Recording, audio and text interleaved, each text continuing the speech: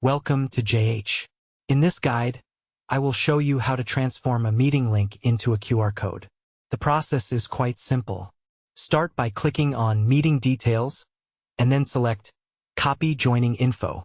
After that, you can close the window and head over to QRCodeCreator.com. Once there, click on the Website tab. Click into the empty text box and paste your link by pressing Command+V or Control+V if you are using Windows. This action generates your QR code.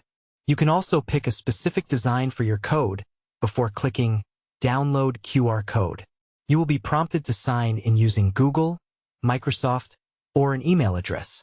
If you choose Google, just select your account and press Continue. Next, choose your desired file format, like PNG, and hit the Download button. Select a location on your computer to store the file and click Save. When I open my Downloads folder, the QR code with the meeting information is right there. It really is that easy. Thank you for watching. If you found this tutorial helpful, please consider liking the video and subscribing. I will see you in the next tutorial.